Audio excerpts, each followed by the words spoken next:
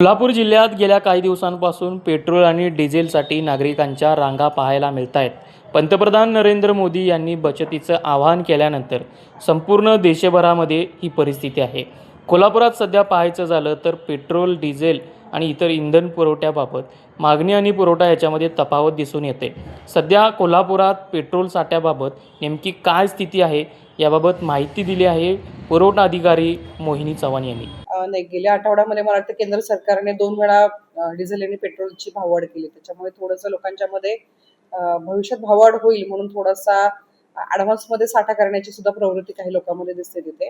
त्यामुळे परत एकदा की थोडासा मागणी आणि पुरवठ्यामध्ये थोडासा गॅप झालेला आहे तिथे. पण आपली जेवढी डिमांड आहे त्याच्यामध्ये कोल्हापूर जिल्ह्यासाठी ते आपल्याला 100% मिळते तिथे. काल मी माहिती घेतली कारण काल मला वाटतं की आपले जवळजवळ 350 पैकी 17 ते 18 पेट्रोल पंप असे होते की ते ड्राय होते. मग काल संबंधित सेल्स ऑफिसरशी पण मी बोलले आणि बऱ्यापैकी मला वाटतं काल संध्याकाळी किंवा सकाळपर्यंत ते जे आहेत पेट्रोल पंप ते परत एकदा सुरू झाले असेल. फक्त आता एक अडचण त्याच्यामध्ये झालेली होती की आपलं जे काही डिझेलचा पुरवठा होतो, डिझेल आणि पेट्रोलचा जो पुरवठा होतो तो मिरजमधून होतो तिथे आणि तिथला बहुतेक काल डिझेलचे तिथे शॉर्टेज होतं. त्याच्यामुळे डिझेलचे जे हे आहेत म्हणजे टँकर जे आहेत ते सोलापूरचं पाकणी म्हणून जे आहेत तर तिथून ते भरून देत होते. त्याच्यामुळे डिस्टन्स वाढले. त्याच्यामुळे तिथं यायला थोडासा उशीर लागतो तिथे. तसे कुठल्याही साठ्यामध्ये आपल्याकडे काय अडचण नाही तिथे. फक्त जसं आपण मार्चमध्ये थोडासा पुरवठा आणि ह्याच्यामध्ये जो गॅप पडलेला होता त्याच्यामुळे म्हणजे पॅनिक बाईंगमुळे काही लोकांनी साठा करायला पण सुरुवात केलेली होती.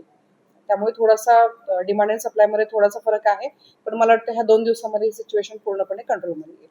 त्याच्यामुळे माझं परत एकदा जनतेला आव्हान राहील की गरज असेल तरच तुम्ही तुमच्या वाहनांचा वापर करा. शक्यतो सार्वजनिक जी वाहतूक व्यवस्था आहे त्याचा देखील प्राधान्याने वापर करा. इलेक्ट्रिक वाहनांचा जास्तीत जास्त वापर करा. जेणेकरून आपल्याला ह्या युद्धजन्य परिस्थितीमध्ये आपल्याला पेट्रोल आणि डिझेल जे आहे त्यांचा आपल्याला वापर कमीत कमी करता येईल.